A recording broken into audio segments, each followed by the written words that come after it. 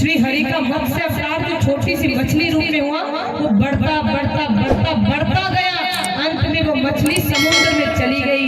ठीक ऐसे ही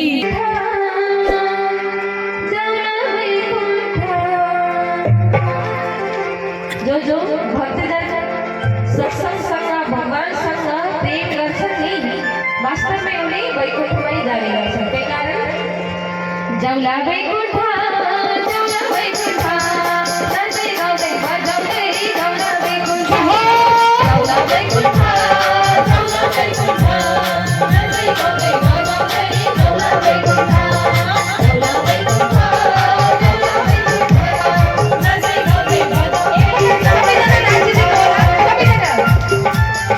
જવલા વૈકુંઠ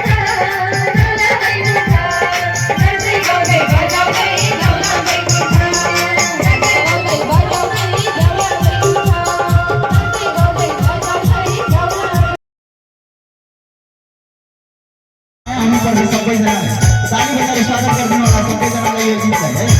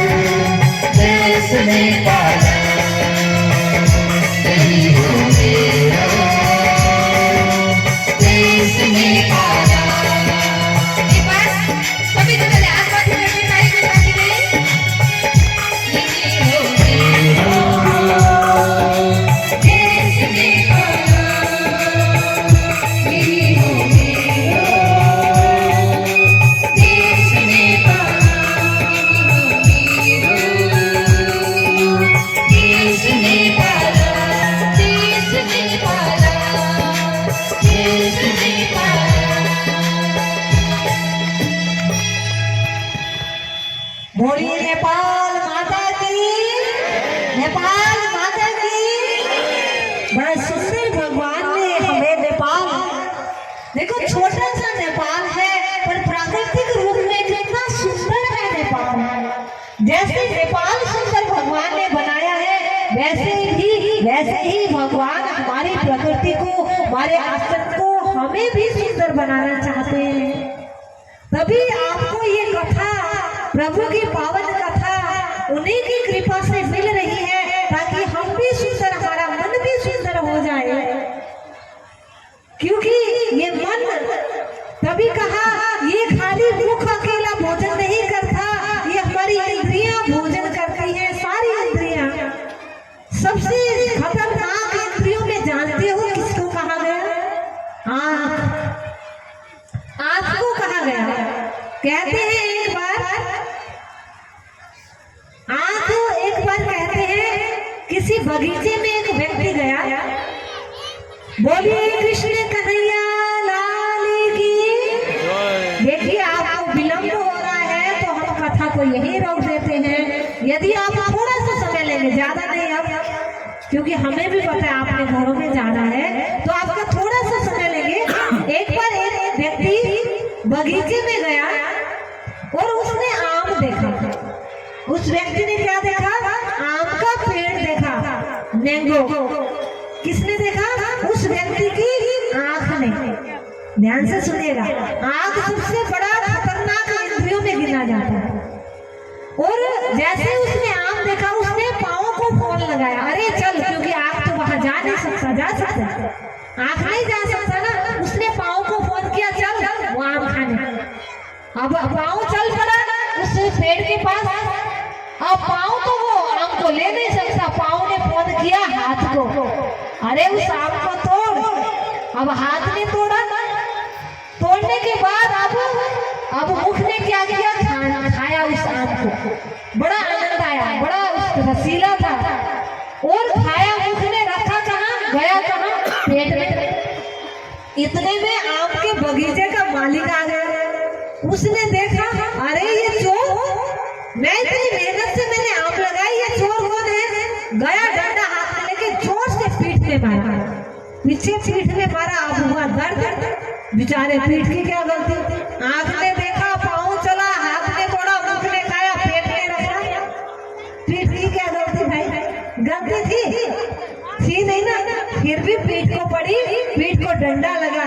तो जब डंडा लगा ना, दर्द के मारे वो व्यक्ति चिल्लाया और क्या हुआ? आंखों से आंसू बहने लगे। क्योंकि सबसे पहले गलती किसने की थी? किसने की थी?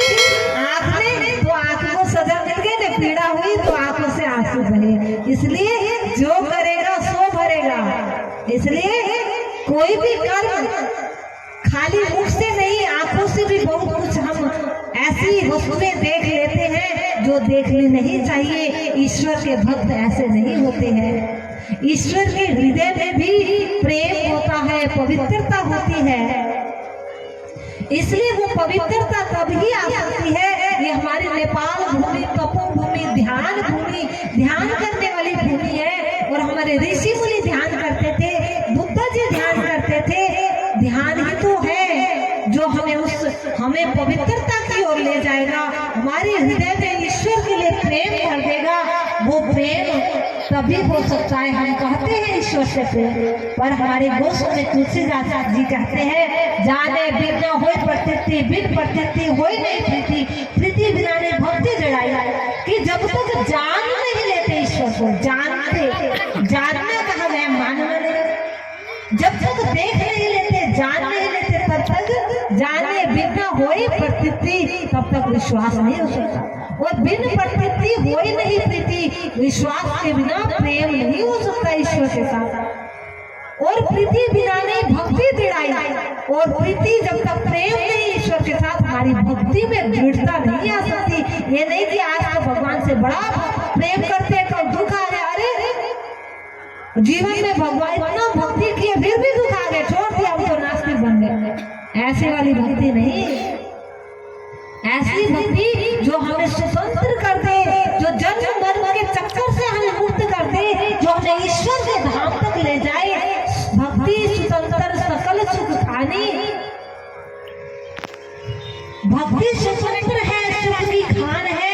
और रामचरितमानस में एक जगह कहा गया, राम भक्ति चिंतामणि सुंदर, बसई गरुड़ जाके उड़ अंतर, परम प्रकाश रूप दिन राति, नहीं कछु चाहिए दिया अमृत बाती। देखो जो राम की ईश्वर की भक्ति करता है चिंताओं से मुक्त रहता है। राम भक्ति चिंतामणि सुंदर, पर कौन सी भक्ति को बता रहे हैं?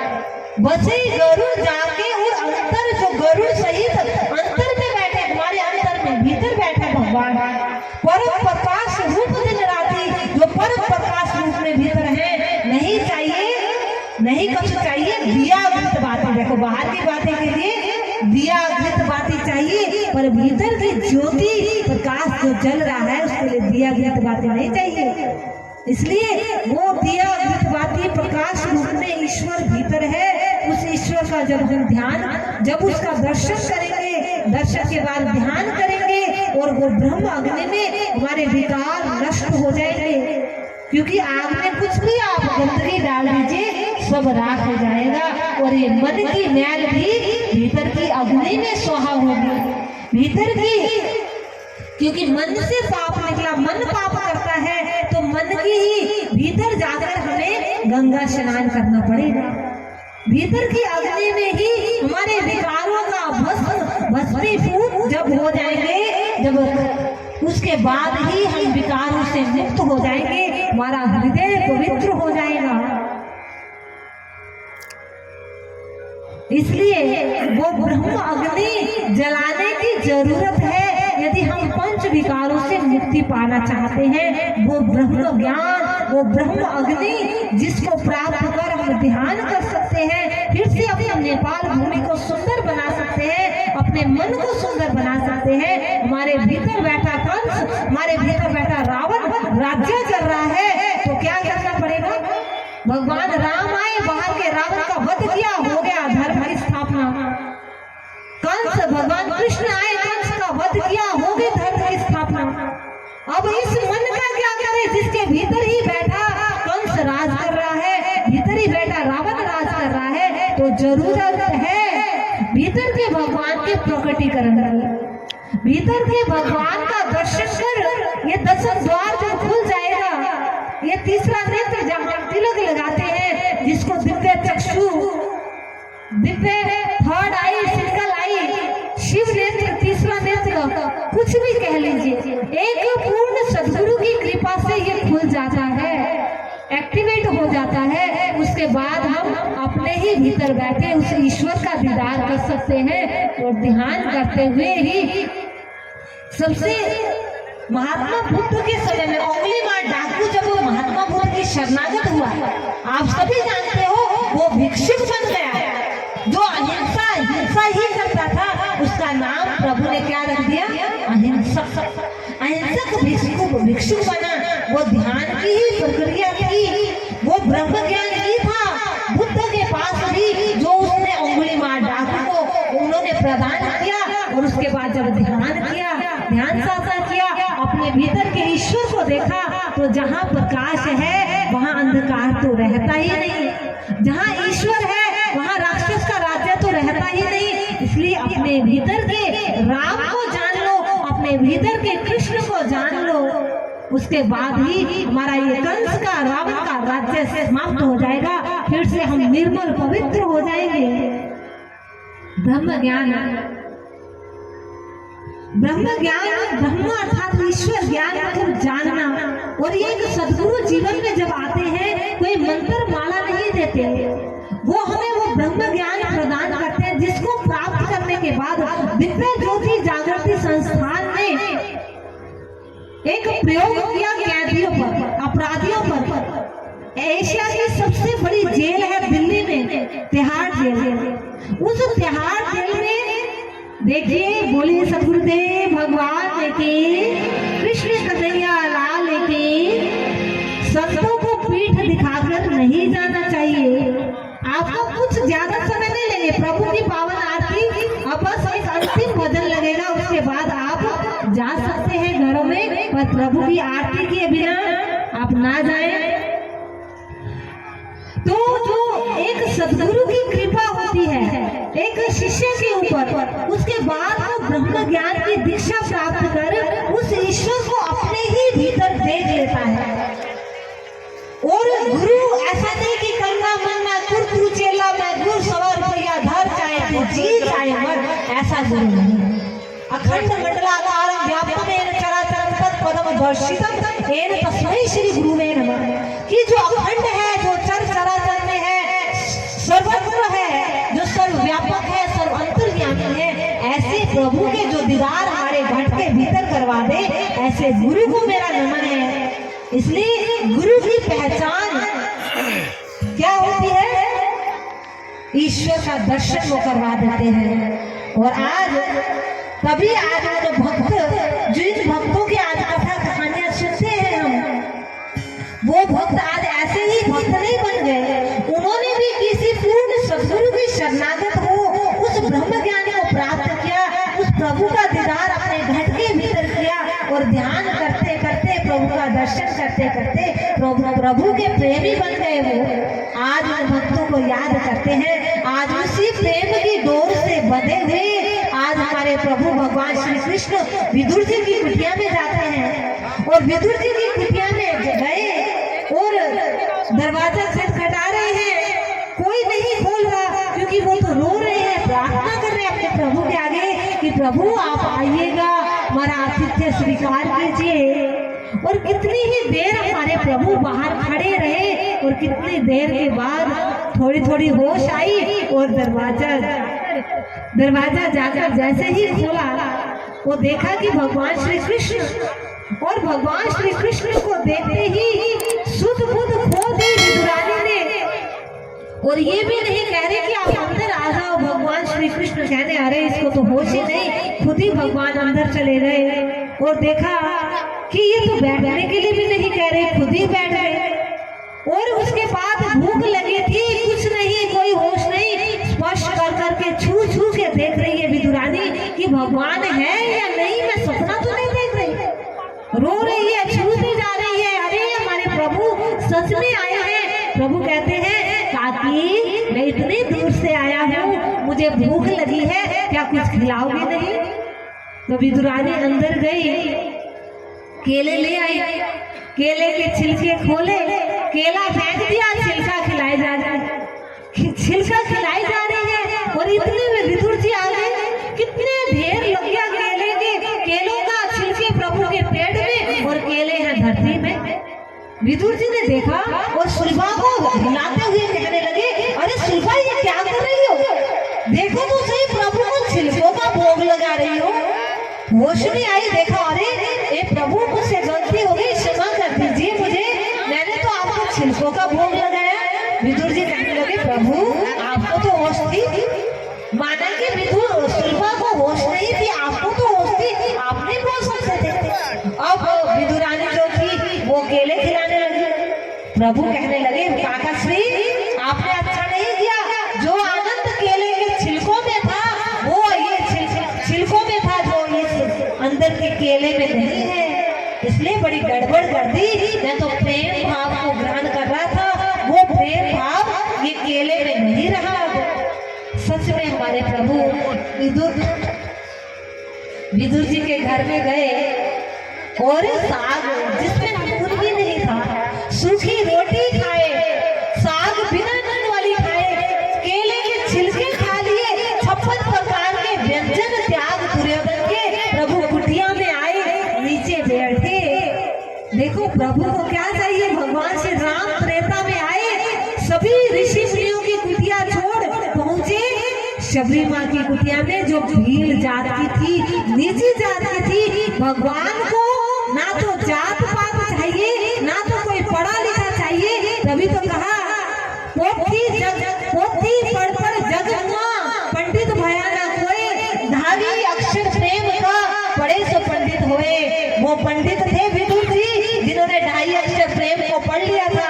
आज जमाना पूरा शास्त्र ग्रंथ पढ़ रहा है, तब भी वो भगवान को प्राप्त नहीं कर रहा। 4, 18, 9 पढ़े, षटपढ़ खोया मूल, सूरत शब्द चीने बिना जीव पंछी चंदूल, मंदिर मंदिर मूरत तेरी, कभी न देखी सूरत तेरी, रावण जैसे मत बने, हाँ बड़े थोड़ा बहुत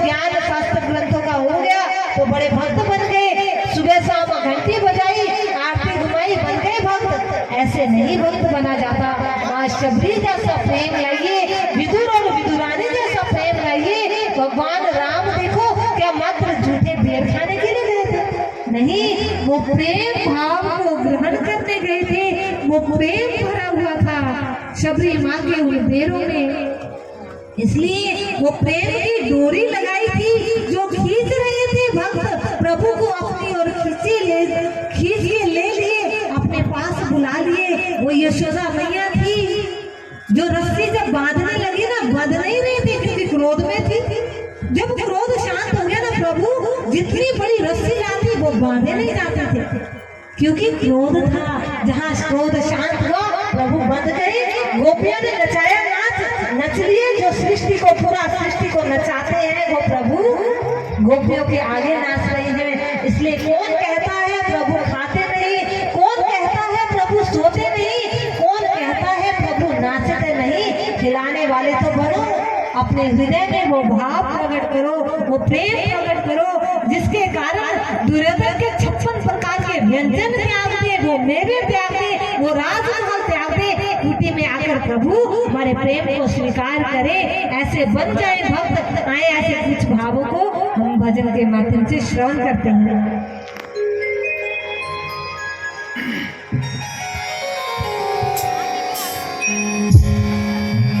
प्रेम से बोले सदगुरु महाराज की, सच्चे दरबार की।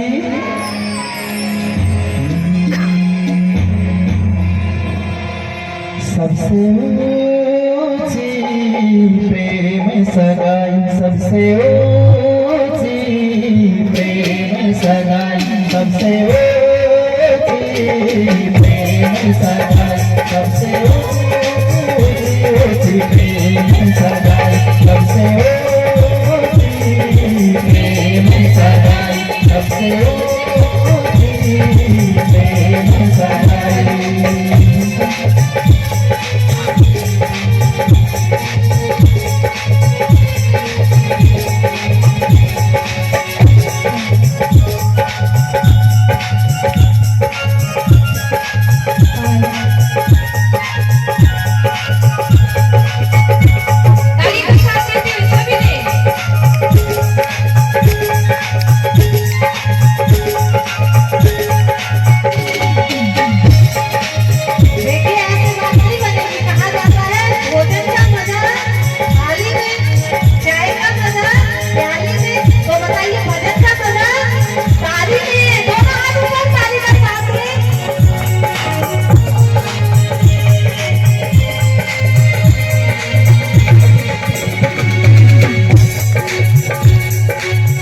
दुर्योधन को माता दो, दुर्योधन को माता दो, दुर्योधन को माता दो, दुर्योधन को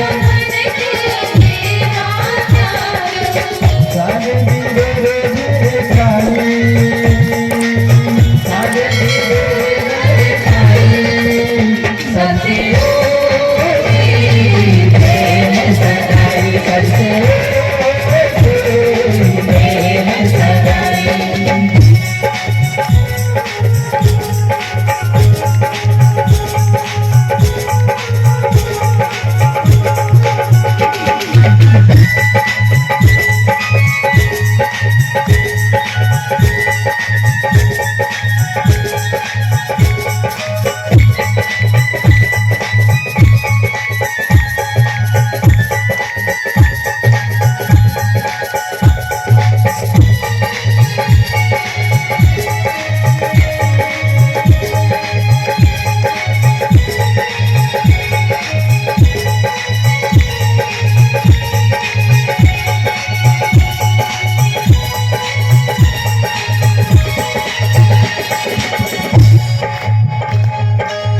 प्रेम के बस अर्जुन रथ हांक्यो, प्रेम के बस अर्जुन,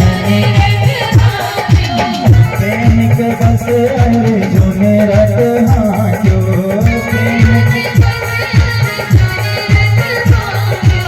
बोल गयो ठकुराई, बोल गयो ठकुराई, सबसे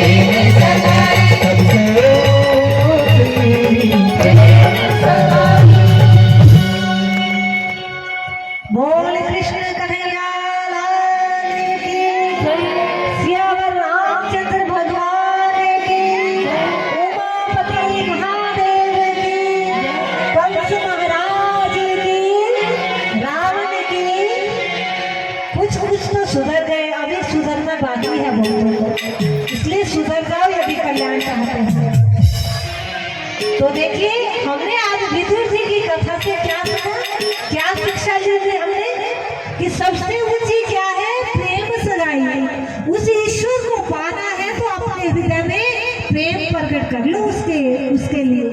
वो भाव का भूखा है, वो प्रेम का भूखा है, उसको कोई बाहरी वस्तु नहीं चाहिए। एक भजन सुना है ना कि हम कुछ भी चढ़ाते, फूल भंवरे का झूठा, दूध बछिया का झूठा, चंदन सर्प का झूठा, कि हर कुछ झूठा है पर फिर भी चढ़ाते हैं। जब एक भक्ति का भाव, शुद्ध प्रेम उसमें मिक्स हो जाता है, मिल जाता है, तो वो झूठा नहीं रहता है। जैसे मामा शबरी के झूठे बेर भी पवित्र बन गए थे, शुद्ध बन गए थे, झूठे नहीं रहते। भावों को, प्रेम को मिक्स करके उन्होंने दिया तो प्रभु ने सेवन किया। सो प्रभु को पाना चाहते हैं, प्रभु के प्रेम को, प्रभु को पाना चाहते हैं तो अपने भीतर प्रभु के लिए प्रेम चढ़ा लो। उसके लिए शर्त है प्रभु का दर्शन। क्योंकि एक कुंवारी कन्या को आप ये नहीं कह सकते अपने फोटो देखकर कि तू इसको जिंदगी भर इस फोटो से प्रेम करती रहे, इसलिए ये तेरा पति है, इसी से जीवन बिता। आप ये नहीं कह सकते।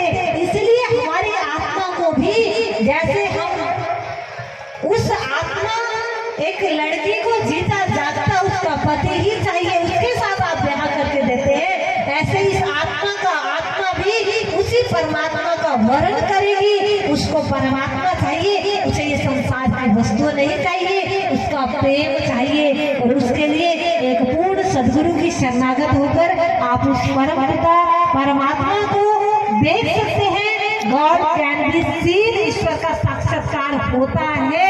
और दिव्य ज्योति जागृति संस्था कोई बातों का हलवा बात नहीं खिलाता, आपको मनोरंजन करवाने नहीं आया, ईश्वर दर्शन का मैसेज संदेश देकर आया है। दिव्य ज्योति जागृति संस्थान जो पूरे विश्व स्तर पर काम कर रहा है और पूरे लाखों करोड़ों जिज्ञासु भक्त आशुतोष महाराज जी की कृपा से उन्होंने अपने इस घट मंदिर में, मानव मंदिर में ही उन्होंने उस ईश्वर का दीदार किया है, उसका साक्षात्कार किया है और अपने जीवन को सफल कर लिया है और अपने लक्ष्य की ओर अग्रसर है। उस ईश्वर प्राप्ति का जो लक्ष्य है उसको बढ़ने के लिए आगे बढ़ रहे हैं। इसलिए आप भी, जो कोई भी अपना नाम भी लिखवा सकते हैं, जो कोई भी ईश्वर दर्शन करना चाहता है। और दिव्य ज्योति के द्वार सदा ही खुले हैं। समय को मद्देनजर रखते हुए हम यहीं पर अपनी कथा को, प्रभु की पावन कथा को एक जोरदार जयघोष के साथ में विराम देना चाहेंगे। बोले कृष्ण कन्हैया लाल की, रामचंद्र भगवान की, उमापति महादेव की, परम पूज्य परम वंदनीय सृष्टि उद्धारक स्तोत्र पिता भगवान की।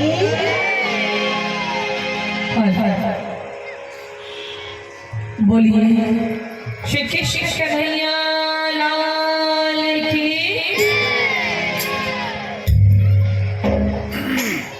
पति महादेव की, श्री सद्गुरुदेव आशुतोष महाराज की। कहते परमात्मा भगवान निराकार रूप में, वो ईश्वर निराकार रूप में से धरती पर रहते हैं।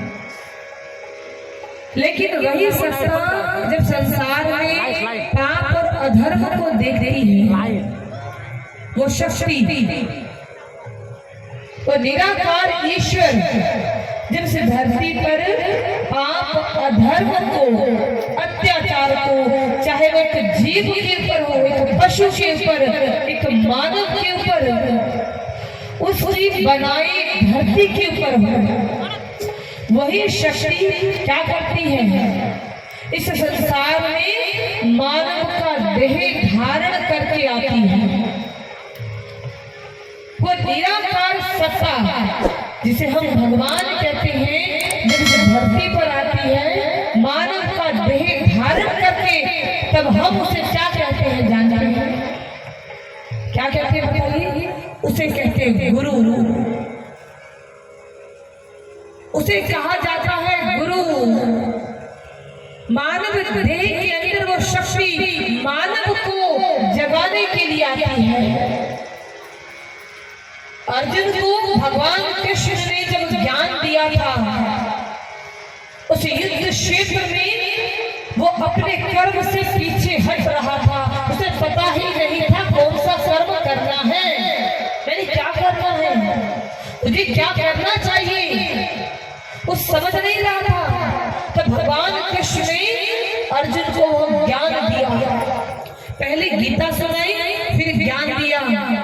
ज्ञान देने के बाद ही अर्जुन को समझ आती है। ज्ञान देने से पहले भगवान ने पूछा, तू जानता है मुझे मैं कौन हूँ? अर्जुन कहता, आप मेरे सखा हैं। मेरे सखा मतलब इंसान है आप। भगवान ने क्या किया? अर्जुन सामने खड़ा है, क्या कहते हैं? न तू माम सके से दृष्टु अनेव स्वचक्षुषा। हे अर्जुन, तू मुझे चरम चक्षु से देख नहीं सकता है, तू जान नहीं सकता, तू समझ नहीं सकता मैं कौन हूँ। दिव्य ददामि ते चक्षु, मैं तुझे वो चक्षु देता हूँ, मैं तुझे वो दृष्टि देता हूँ जिस आंख से, जिस दृष्टि से तू मुझे पहचान सके कि मैं कौन हूँ। दिव्य ददामि ते चक्षु पश्चिमेव योगमेश्वरम, मैं तुझे वो दिव्य दृष्टि देता हूँ। उस दृष्टि को प्राप्त करके तू मेरे सनातन रूप को देख। मैं तब भी था जब तू नहीं था, मैं तब भी था जब सूर्य नहीं था, चंद्र नहीं था, ये धरती नहीं थी, तब भी मैं था। अर्जुन मैं वही हूँ। वो दृष्टि प्रदान की। अर्जुन ने क्या कहा? जब वो दृष्टि मिल गई, वो दिव्य चक्षु मिल गया। यहाँ जब तिलक लगाया जाता है ना, ये फैशन नहीं है। ये तिलक लगाने का अधिकार केवल उसी को है जिसकी दृष्टि खुली है। हमारे शास्त्रों में कहा गया, तिलक उसे ही लगाया जाए जिसका ब्रह्म ज्ञान के द्वारा, पूर्ण सतगुरु के द्वारा जिसकी दिव्य दृष्टि खुल चुकी है। अरे हमने तो फैशन बना लिया, तिलक लगा लिया मतलब मैं तो भक्त बन गया, भगवा वेश धारण कर लिया मैं तो भक्त बन गया, गले में मालाएं लगा ली, तुलसी की माला है, झूठ बोलेंगे नहीं, मैं तो भक्त बन गया। अरे ये भक्ति की पहचान नहीं है। सीता मैया को जब रावण ने ठगा था, उसने एक सन्यासी का वेश धारण किया था। ये वेशभूषा भक्ति की पहचान नहीं है। भगवान कृष्ण ने जब वो दृष्टि दी, उसके बाद अर्जुन ने क्या कहा? कृष्ण वंदे जगत गुरु। हे प्रभु, आप इस जगत के वंदनीय गुरु हैं, आप जगत गुरु हैं, जो समाज को, इस भटकी हुई मानवता को, जो राग द्वेष पाप से भरकर संसार में नाच रही है, तांडव मचा रही है, आप ही इस भटकती हुई मानवता को शांत कर सकते हैं। आप ही मानव के अंतर में वो शांति को स्थापित कर सकते हैं। आप जगत गुरु हैं, ईश्वर भी हो। लेकिन जब अपनी लीला को समेट कर इस धरती से चले गए, तब हमने क्या कहा? उन्हें भगवान, वो गुरु इस धरती पर, वो परमात्मा, वो निराकार सत्ता जब से धरती पर आती है, वो एक प्रमाण लेकर आती है, वो दिव्य दृष्टि। वो हर एक मानव को, हर एक व्यक्ति, चाहे वो किसी वर्ग से हो, चाहे किसी जाति से हो, वो सत्ता आपको वो दृष्टि देगी जिस दृष्टि से आप भगवान को देख सकते हैं। और हमें बड़ा गर्व महसूस होता है, हम आज उसी पंडाल में बैठे हैं जहां पर हमें वो दृष्टि पूर्ण सतगुरु श्री आशुतोष महाराज जी की कृपा द्वारा मिली है, जिस दृष्टि के द्वारा हमने अपने अंतर में परमात्मा का दर्शन किया है। ये साधारण कथा नहीं है। इसमें जो छोटे छोटे बच्चे देखिए आप सेवा में खड़े हैं, ये पढ़े लिखे बच्चे अपने घरों से यहाँ पर सेवा करने के लिए आए हैं। इस कार्यक्रम को सफल करने के लिए जो सेवादार 2-3 महीनों से आपके घर घर में आए, आपको जगाया, आपको बताया, आपको संदेश दिया, मुट्ठी दान आपसे मांगा, आपसे चाहे वो 1 रुपया, 10 रुपया, 100 रुपया आपने जो दिया है यहाँ पर, वो आपने किसी गलत जगह नहीं दिया है। जानते हैं दान कहाँ पर करना चाहिए, कौन सी जगह पर करना चाहिए। हमें लगता है कि दे दीजिए, जो भी सामने आता है, चाहे वो पात्र है चाहे कुपात्र है, दे दीजिए बस। देने मात्र से कल्याण नहीं होता। कोई व्यक्ति है, मान लीजिए भगवा वेश धारण करके आता है, रावण की तरह आता है, माई बड़ी भूख लगी है, कुछ पैसा दे दो। हमने क्या किया, ज्यादा नहीं, 5-10 रुपए डाल दिया, 50 रुपए डाल दिया। हमें लगा मैंने दान किया, मेरा कल्याण होगा। लेकिन वही व्यक्ति जब घर में जाता है, वही व्यक्ति 10 कदम दूर एक शराब के ठेके में जाता है, शराब पीता है, घर में जाता है, अपनी पत्नी को मारता है, अपने बच्चों को मारता है। पत्नी क्या कहती है, सत्यानाश हो उसका जिसने तुझे ये पैसा दिया, आपका धन कहाँ गया। क्या समझ है हमें, क्या समझ है। ये धन जो हम कमाते हैं अच्छे बुरे विचारों से, ये लक्ष्मी है। लक्ष्मी को यदि धर्म के द्वारा इसे इकट्ठा किया जाएगा, धर्म के द्वारा, कलयुग का एक स्थान क्या है, धन, सोना। सोना जो गलत तरीके से कमाया जाता है, धन जो गलत तरीके से कमाया जाता है, उस पर कली काल बैठता है, उससे हमारे जीवन में अशांति आती है, हमारे जीवन में दुख कष्ट आते हैं। डॉक्टर के पास जाते हैं, भैया बीमार हो, क्या करें, डॉक्टर पर्ची बना देता है 10,000, 5,000, लीजिए। आपने जो पैसा कमाया गलत तरीके से, 1-1 रुपया आपने जमा किया, 1-1 रुपया आपने किसी का 5 रुपये रख दिया गलत तरीके से, निश्चित वो 5 लाख बनकर आपके घर से निकलेगा। उस धन से आपके तन को भी हानि होगी, आपके मन को भी हानि होगी। ये लक्ष्मी है। लक्ष्मी किसके साथ रहती है, किसके अधीन रहती है, श्री हरि के। लक्ष्मी किसकी दासी है, अधीन रहती है श्री हरि के। मतलब लक्ष्मी वही आपकी रक्षा करेगी, लक्ष्मी वही आपका कल्याण करेगी जब हम इस धन को धर्म युक्त कार्य से कमाते हैं। घर में गाय बूढ़ी हो गई, जिंदगी भर उसका दूध पिया, बूढ़ी हो गई, दूध पीना, दूध निकलना बंद हो गया, तो हमने क्या कहा, उसे बेच दो। गाय को माँ कहा जाता है, माँ कहा जाता है, आपने अपनी माँ को बेच दिया। शब्द नहीं चाहिए हमें हिंदू कहते हुए।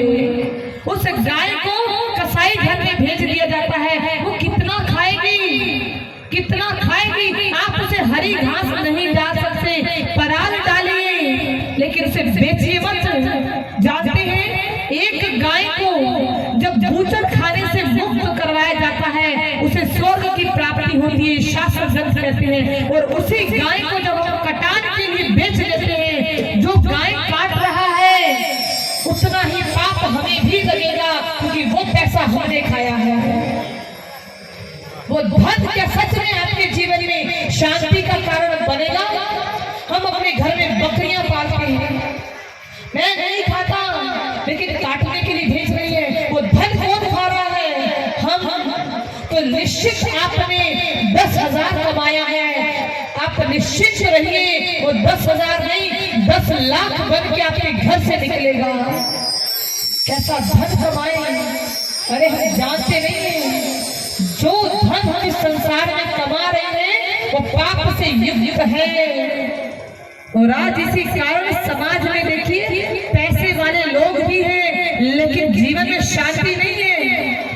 जितना ज्यादा पैसा आ गया वही लोग आज आत्महत्या कर रहे हैं। कारण क्या है?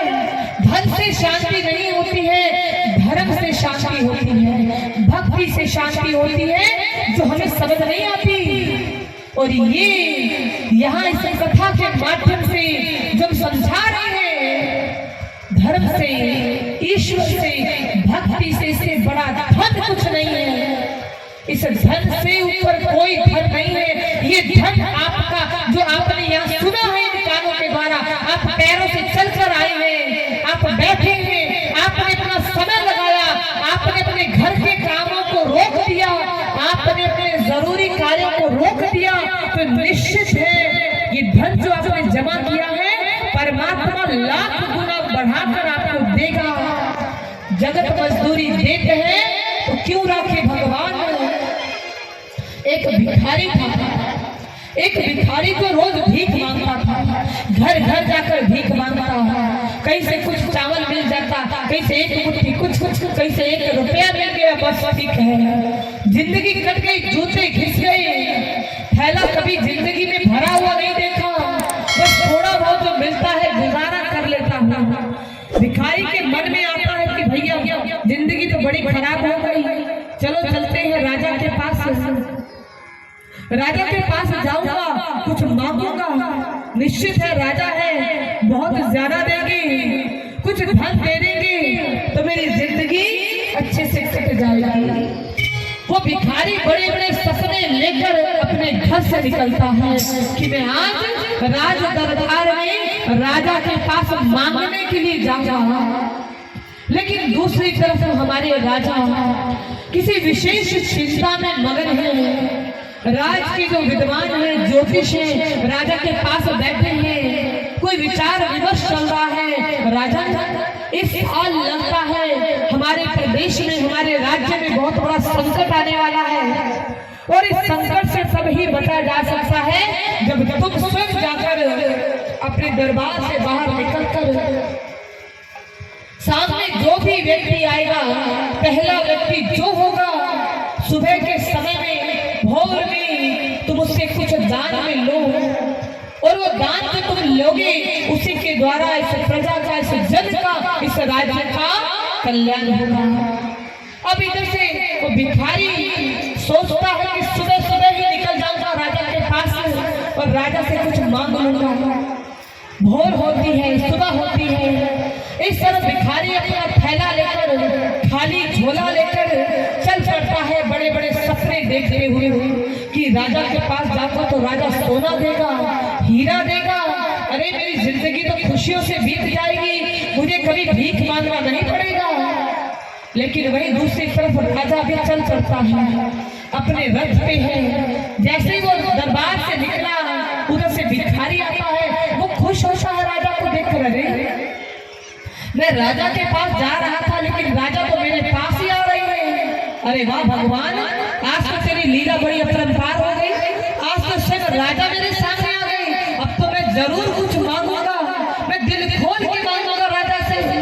राजा जैसे ही धीरे धीरे सामने आते हैं, अपना रथ रोक देते हैं। भिखारी कहता है, अरे राजा ने रथ मेरे सामने ही रोक दिया, लगता है प्रभु की पूरी इच्छा है मुझे धनवान बनाने के लिए, भगवान की पूरी इच्छा है। राजा रथ से निकलते हैं, भिखारी को लगता है चल भाई मांग ले राजा से और जिंदगी की गरीबी ठीक कर ले। वो तुरंत जाता है, जैसे ही मांगने लगा राजा ने अपना कमंडल आगे कर दिया। राजा ने कहा भिक्षाम देही। भिखारी ने जैसे सुना, क्या हालत हुई होगी उसकी बताइए।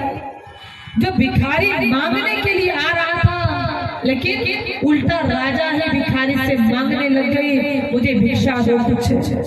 भिखारी हैरान हो जाता है, परेशान हो गया, ये क्या अनर्थ हो गया, हे भगवान ये घोर अनर्थ, राजा मुझसे मांग रहा है, मैं तो राजा से मांगने आने वाला था, ये क्या हो गया।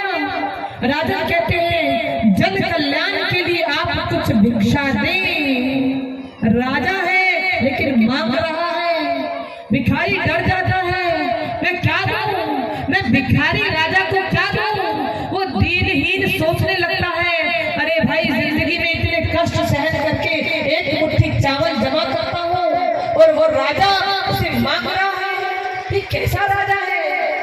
कैसा राजा है, क्या प्रजा से प्रेम नहीं करता?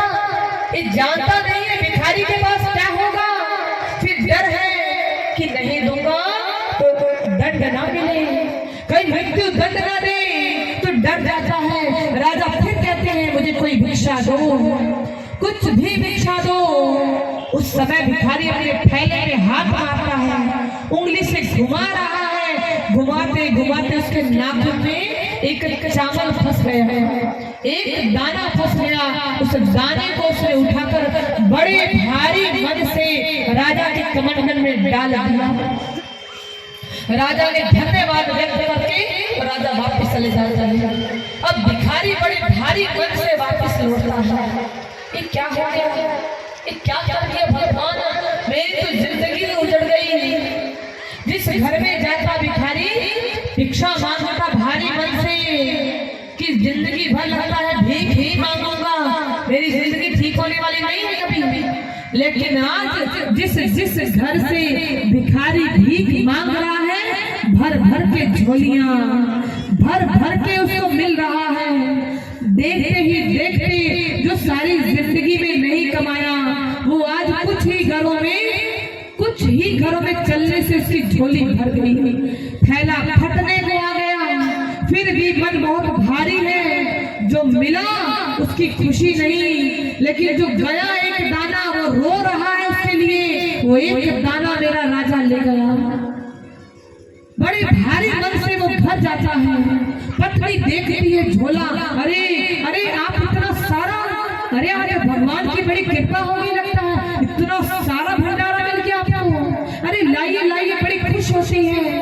पति अभी भी दुखी है, अरे क्या कृपा हुई, आज तो राजा ने मुझसे मांग लिया, क्या कृपा होगी भगवान की, कोई कृपा नहीं है। पत्नी ने जल्दी से सामान को देखा, चावल अलग किया, दाल अलग किया, चावल को देख रही थी तो देखा उसमें चावल का दाना पीले रंग का है। एक दाना उसने उठाया, अपनी हथेली में रखा, बड़े ध्यान से देखा, वो दाना क्या था, सोने का था। कहते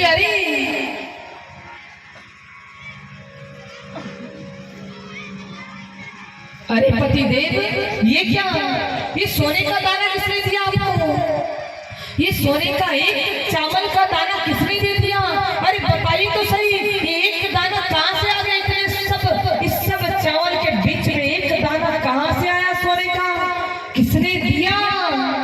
राजा के सामने पूरी कहानी घूम जाती है कि ये वही एक दाना है जो मेरे राजा को दिया था, और वही एक दाना भगवान ने मुझे सोने का बनाकर भेज दिया।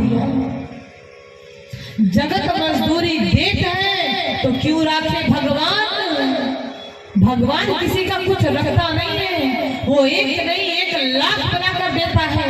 आप एक दाना धरती पे डालते हो, धान का एक दाना वो असंख्य दाना आपको देता है, वो भगवान ने दिया है, आपने नहीं दिया, हमने उसे नहीं बनाया, वो उसने दिया है। ठीक है, ऐसे ही जब हम अपने तन को, मन को और धन को परमात्मा के लिए लगाते हैं, धर्म कार्य के लिए लगाते हैं, वो एक नहीं असंख्य बनाकर हमें भेजता है। भिखारी सोचने लगा, मैंने मुट्ठी भर चावल क्यों नहीं दिया, मैंने सारे का सारा क्यों नहीं दे दिया, तो मेरे पास कितना होगा। आज हम भी भिखारी हैं, क्या देंगे भगवान को, लेकिन फिर भी भगवान कहता है तो दे मुझे, जन कल्याण के लिए तू तन की सेवा कर, मन की सेवा कर और धन की सेवा कर। तन मन धन सब कुछ है तेरा, तेरा तुझको सौंप कर क्या लागे है मेरा। जो धन हम धर्म कार्य के लिए दान करते हैं, जानते हैं यही धन हमारा अगले जन्म में हमें प्राप्त होता है। हम गिन ले हमने कहां कहां दान किया, नहीं, एक पूर्ण दरबार में, पूर्ण संत के आगे, इस दरबार में जहां सुधार केंद्र के माध्यम से इस सुधार केंद्र है, ये कितने लोग सुधर कर जाएंगे। जो लोग मांस मच्छी खाते थे वो छोड़ देंगे, जो शराब पीते थे छोड़ देंगे, जिनका आचरण अपने आप को ठीक कर लेंगे। आप सोचिए आपको कितने लोगों का पुण्य मिला, आपने कितने लोगों का पुण्य किया। आप ऐसी कथा में जब दान करते हैं तो निश्चित वो दान आप यहाँ प्रसाद के रूप में दान किया, तेल के रूप में दान कर दिया, आपने कुछ भी दान किया इस धर्म कार्य में। हे प्रभु, आपने जो मेरे जीवन को सुंदर बनाया है, मैं कुछ अपना अर्पण कर सकूं। हम भिखारी हैं, भीख में से भीख दो, तीन जहां को जीत लो। हम कुछ नहीं दे सकते, लेकिन फिर भी कहते जैसे जो जल बाड़े नाम में क्यों घर बाड़े दाम, दोनों हाथ उलीचिए यही सयानो काम। जैसे नाव में जल बढ़ जाता है, नाव के अंदर छेद हो जाता है, छेद क्या करते हैं, क्या करते हैं बताइए, ऐसे हाथ करके फेंक देते हैं, धर्म कार्य में लगाते हैं, साधु संतों की सेवा में लगाते हैं, जहाँ समाज सुधरता है। जैसे जल नाव के अंदर भर जाए, दोनों हाथों से उसे फेंका जाता है, ठीक है ऐसे ही कहते हैं, शास्त्रों में लिखा है जब घर में दाम बढ़ जाए, पैसा अधिक आने लगे, उस धन को धर्म कार्य में लगाओ, विश्व शांति के लिए लगाओ, जन कल्याण के लिए लगाओ। यही सयाना काम है, ये विद्वान करते हैं। इसलिए आप भी इस कथा में यदि आप सहयोग देना चाहते हैं, पीछे धनराशि का काउंटर है, आप निश्चित अपनी सेवा अर्पित करें। आप एक दिन के प्रसाद की सेवा करना चाहते हैं, आप वो भी कर सकते हैं।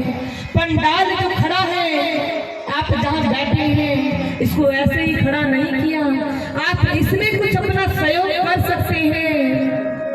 आप उसमें अपना सहयोग दीजिए ताकि निश्चित रूप से हमारा वो दान सफल हो और अगले जन्म में हम उस पुण्य के भागी बने। श्री आशुतोष महाराज जी कोई साधारण संत नहीं है। संतों की चर्चा तो आपने बहुत सुनी होगी, लेकिन श्री आशुतोष महाराज जी जो दिव्य ज्योति जागृति संस्था के संस्थापक है एवं संचालक है, जिनकी कृपा से ईश्वर का दर्शन होता है। आप हमारी संस्था को YouTube पे जाकर दिव्य ज्योति जागृति संस्था देखिए, शॉर्ट में आता है DJJS। ये सामाजिक और धार्मिक दोनों संस्था है, सामाजिक कार्य भी कर रही है, समाज को सुंदर बनाने के लिए, गरीब बच्चों को पढ़ाने का कार्य है। चाहे अभी गाय की बात की ना, हम तो गाय कटवाते हैं, लेकिन उत्तर भारत में नहीं होगी, इतनी सुंदर गौशाला बनाई है, इतनी सुंदर प्रेरणा है। वहां पे जाकर आप देखिए, गरीब बच्चों के लिए, नारी सशक्तिकरण, नारियों के लिए, कन्या भ्रूण हत्या कैसे इसकी रोकथाम कर सकते हैं, इसके लिए कार्यक्रम होते हैं। हमारे युवा जो भटक रहे हैं, जो नशों में लिप्त है, अश्लीलता में डूबे हैं, हमने बनाना था प्रहलाद लेकिन बन गया वो कंस। इसका उदाहरण देखिए, आप इस मंच के ऊपर जो बच्चे गाने वाले और बजाने वाले सब युवा हैं, उन्होंने जाना अपने आप को, अंतर में ईश्वर का दर्शन किया, समझे कि हम क्या सेवा कर सकते हैं। सेवा में जो खड़े हैं वो भी बच्चे ही हैं, उन्होंने अपनी सेवाएं लगाई हैं। उन युवाओं को हमारे गुरुदेव ने वो रास्ता दिखाया है, जिस रास्ते पर चलकर समाज सुंदर बन सकता है। और आप भी हमारे इस कथा में सहभागी बन सकते हैं, पुण्य के भागी बन सकते हैं, पुण्य लाभ अर्जन कर सकते हैं। आप अपने तन की सेवा, मन की सेवा और धन की सेवा के द्वारा। ये विचार थे। कल का अंतिम दिन है, निश्चित रूप से आइएगा। बड़ा सुंदर भाव रहा आप सभी का। आज दूसरा दिन है, लेकिन पंडाल ऐसे भर गया। कल पंडाल बढ़ाना पड़ेगा। हमारे फागू भैया जी हैं, उनको पता होता है कि पंडाल बढ़ता ही रहता है। जैसे मत्स्य अवतार हुआ, श्री हरि का मत्स्य अवतार जो छोटी सी मछली रूप में हुआ, वो बढ़ता बढ़ता बढ़ता बढ़ता गया, अंत में वो मछली समुद्र में चली गई। ठीक ऐसे ही प्रभु की कृपा ऐसी होती है कि इसका विस्तार होता ही जाता है। बड़े अच्छे भाव हैं उस समाज के, आपके इस क्षेत्र के, आपने बड़ा साथ दिया है और आशा है आगे भी साथ देंगे। तो एक अंतिम भजन होगा, उसके बाद प्रभु की पावन आरती सभी ने आगे आकर, सभी भक्तजनों ने आगे आकर आरती में सम्मिलित होना है। आरती करके प्रसाद ग्रहण करके ही जाना है। बोलिए श्री कृष्ण कन्हैया लाल की। और कल का दिन कुछ खास है, कल कृष्ण जन्म उत्सव होगा। कृष्ण का क्या है? Happy birthday. बर्थडे मनाते हैं ना, सभी मनाते हैं, केक काटते हैं, कैंडल जलाते हैं, फूंक मार के उसको निभा देते हैं। ये हमारा बर्थडे है। भगवान का बर्थडे कैसे होता है कल मनाना है, ठीक है? बनाएंगे सभी आएंगे, आएंगे कि नहीं? और भगवान को कौन सा रंग अच्छा लगता है? पीला रंग, पीतांबर रंग। तो पीली साड़ी पहन के आइएगा, ठीक है? जिनके पास है, नहीं है तो भी चलेगा, मन से आइए।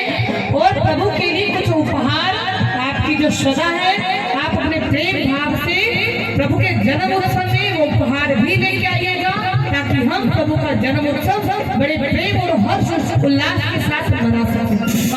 अंतिम सुंदर भजन, उसके बाद प्रभु की पावन आरती। बोलिए श्री कृष्ण कन्हैया लाल की।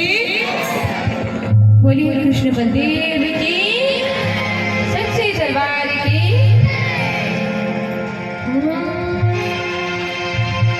कृष्ण जी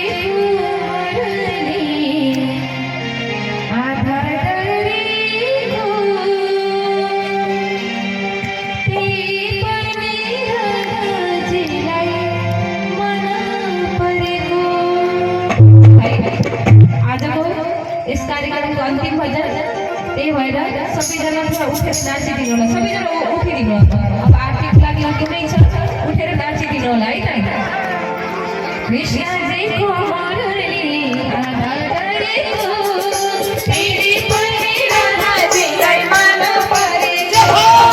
कृष्ण जयको मुरली राधा गरेको,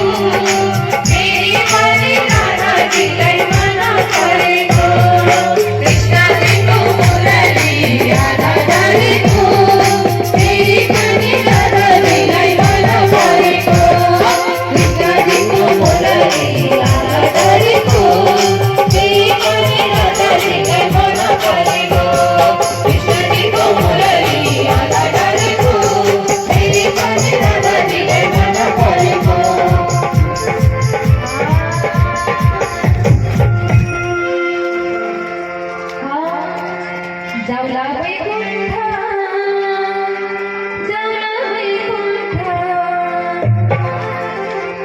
जो भक्तजन सत्संग संग भगवान संग प्रेम गर्छन् नि, वास्तव में उन्हें वैकुण्ठमै जाने गर्छन्। त्यही कारण जाउला वैकुण्ठ, जाउला वैकुण्ठ, नाच्दै गाउँदै बजाउँदै जाउला वैकुण्ठ। जाउला वैकुण्ठ, जाउला वैकुण्ठ, नाच्दै गाउँदै बजाउँदै जाउला वैकुण्ठ।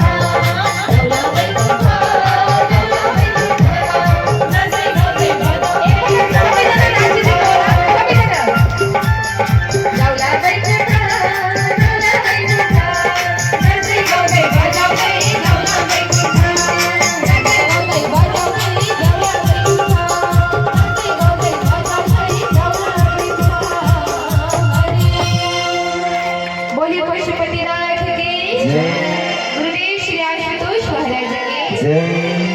अब समय हो चुका है आरती का। सभी